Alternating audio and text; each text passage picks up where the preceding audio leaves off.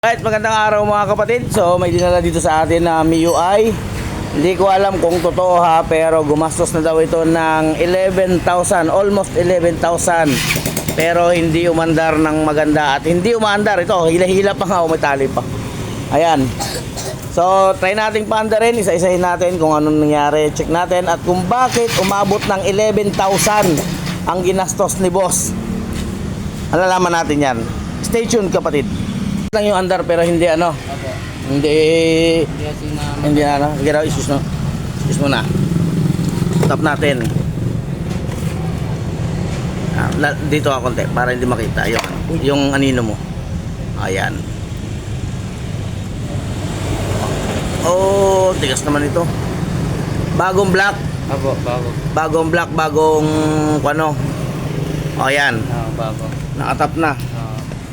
So dito sa black nakatap na rin. Nakaangat yung piston. Magkano ginastos mo? 10, halos mag 11,000. Oh ayan, tapos ganyan pa yung trabaho. Andito yung guide. So papakita ko sa iyo kung saan dapat yung guide. Kukuha lang ako ng tools. Dapat kasi yan naka-guide yan. Pag hindi yan naka-guide, sigurado may baka tamaan yung ano. Dapat yan dito nakaturo yan. Ayun no. Yan ang sakto. Oo. O yan. Dapat yan nakaturo yan. Yan, sakto na yan. Oo. Yan, yung guhit na yan. Yung guhit at saka yung tuldok dito sa likod. O ayan o. Yan yung tuldok na yan. Kita ko. O yan. Totoo. Yan sa dulo ng pilip. Yung parang bukol na yan. Yan ang proper niyan. So nakatap tayo, hindi nakasakto. Pero tinap niya itong ano, itong sprocket. Yung problema. Pero umandar. Commander siya. Malagitik nga lang. Medyo may sabit siya na. Sige, ayusin natin. Kailangan kasi naka-set up talaga ito ng maganda. Pag hindi naka-timing na maganda, hindi mo makikitahan to ng maayos na andar. Maaaring umandar siya dahil dalawang ngipin lang naman yung ano niya, yung sablay niya. Andar pero yun nga lang ang andar niya may lagitik. Kasi knocking yung ano, yung valve. Tumatama yung valve sa piston. Check muna natin. Tap muna dito. Okay. Tap muna natin ulit dahil binago ko. Sana ba yung ano? Pailawin natin. May ilaw. Saan yung guhit? Nakita mo yung guhit? Ayan, ayan. O, yan, o. Yan. Dito ka sa kabila. Check mo rin ka kabila. Yan, nabago ko na yan. Kulang pa ng isang ngipin. You know? Sakto na. Sakto na yan. Magkano gastos ulit? 10, alas mga 11. Halos mag 11. Ganito pa ang trabaho. Saan yung mga strout nito? Yung cover niya, makina. Andun sa kwarto ko. Hindi ko nga siya kinabait kasi kulang na ng mga bolt. Ano daw? Pinala niya na yung mga bolt. Pinala na yung mga bolt. Nakakawa naman tong motor na ito. Ayan. Pantay na. So i-check natin ulit kung nahigpitan na natin yan, yung tensioner. Check natin kung nakatap pa rin. Pag nakatap pa rin yan, okay yan. Okay, dahil nagkamali ng setup yung sprocket, yun, check natin yung valve naman ngayon. Pero itap muna natin ha. So nakatap na ba? Ayan. Tap. Okay. Check natin yung valve kung anong nangyari. Wala pa ako. Nakagad ako ng tools para kung sakaling i-adjust, may tools na tayo. Shout out kay Master. Ayan, so okay natin yan. Kahit saan galing yan, dito talaga nagpapagawa. Ito ang malupit, tukod na tukod. Yung adjust nito pang ano, TMX 155. Pang decarburador, kaya tama lang kumuha tayo ng tools. Ito kamay-kamay lang ha, walang filler gauge ito. Grabing tukod oh. Matindi. Matindi ang tukod. Pinaltan niya ng barbula ito? Po. Pinaltan niya ng barbula? Opo. Ano kaya ang valve ang pinalit niya? Masyadong angat ang ano, nut. Angat ang nut niya, oh.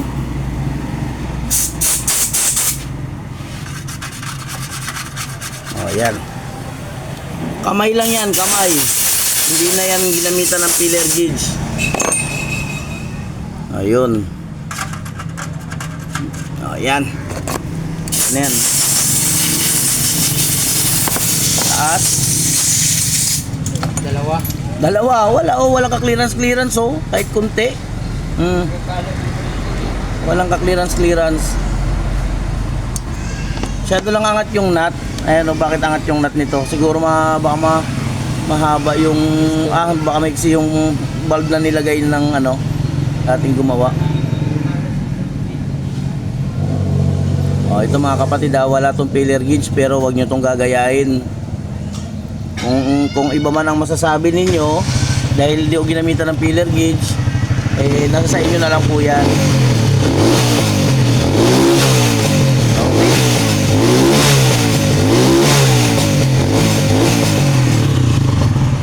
Ayan. Yung ilalim, hindi ko maipakita yung clearance eh. So ito yung ibabaw, clearance na ibabaw. Ayan o. Okay na. So ano, try nating paanda rin. Try natin paanda rin. Lagyan natin to sa kuha natin kung aandar. Okay. Baligtad. Yan. Sige, start. Yun. Tao na pa yun ka, namatay. Sige, start ulit. Wala nakakabit ka lang. Sige. May idea yan. Hindi ko pa talaga ginabit. Yun, langis na, tapon. Sige. Kailangan natin makita yan kung ano. Brad, pwede pa itapon to, Brad? Tayo natin paanda rin. May sahod na. Sige, start natin. Wala. Natatanggal dito. Sige, bira. Wala pa ha. Revolution ko. Okay.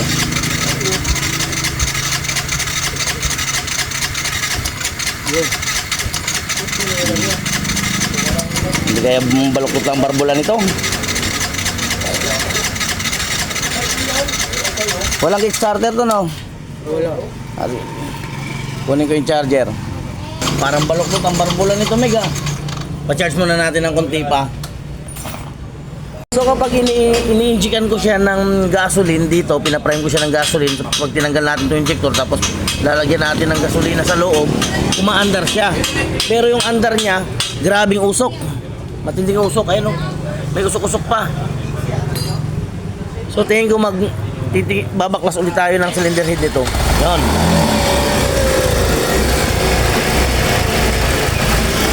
Tapos medyo sakal.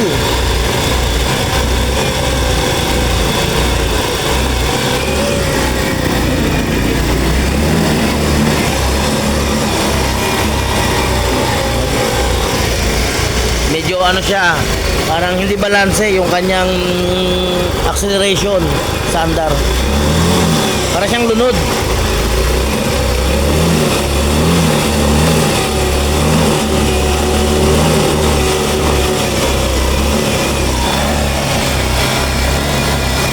Grabe ang usok ko. Pero hindi ka ganyan.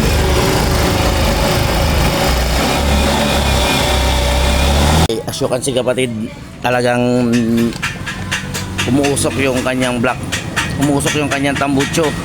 So ngayon napagpasyahan natin na baklasin na lang yung cylinder head. Sabay-sabay nating tingnan kung anong nangyari dito sa loob. Spark plug cap, di ba pala natatanggal. Ayan. Ito pala pinaka Gasket niya. Opo. Ito yung kanina. Itong cylinder head mainit din. Ayan, mas mainit. Ano nangyari dito? Yung bulb. Singaw ba? May tama ba? May knocking ba? Ayun sa intake. Sa intake medyo makintab At saka yung exhaust, mayroon din ang exhaust. O, tingin ko may damage ito. Mamaya, i-verify natin. O, check natin itong Kadena. piston. Hop! What happened sa piston? Huh? Parang may problema. Mali. Ha? Okay? Ayaw, no? Oh, this is chrome bore black original. Ay, hindi. Parang replacement. Oh, replacement nga lang to. Kasi yung kanyang base gasket ay replacement lang din. Replacement lang ito. Hindi na siya chrome bore, steel bore na siya. Medyo parang nagulangan talaga yung tropa natin dahil sabi niya iwa-hiwalay. And then yung piston, kapatid, parang nakikita ko na kung ano yung problema ng piston.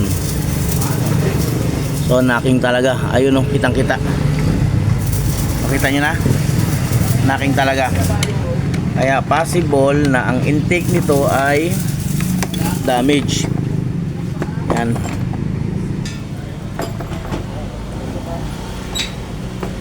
Ang lamig na oh. Ay.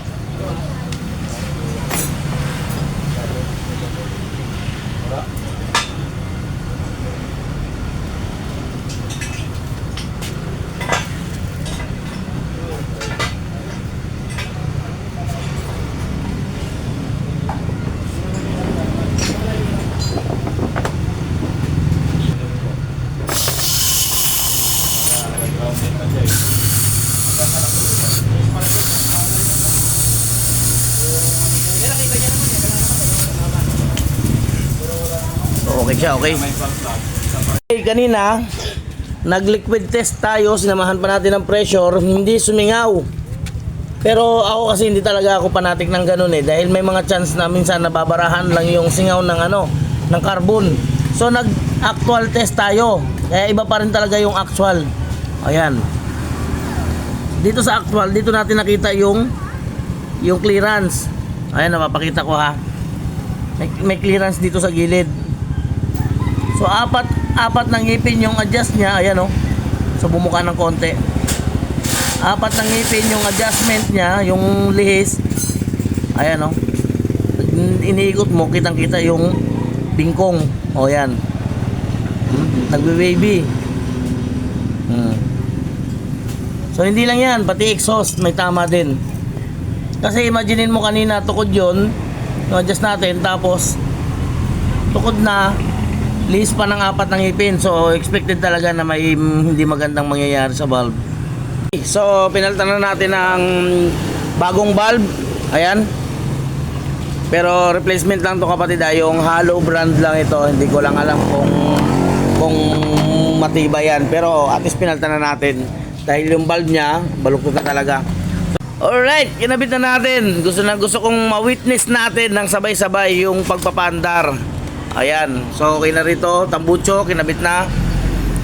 Total body, check natin. Nakatanggal pa to eh.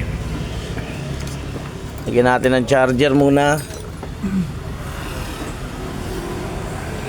Lobat kasi ito eh, kaya kailangan lagyan ng ng charging. O yan. Oh, hindi natin malalaman kung barbula nga ba yung may diferensya. Yun oh. Oh, ready na? Start ko. May nakawak sa gulong? Wala.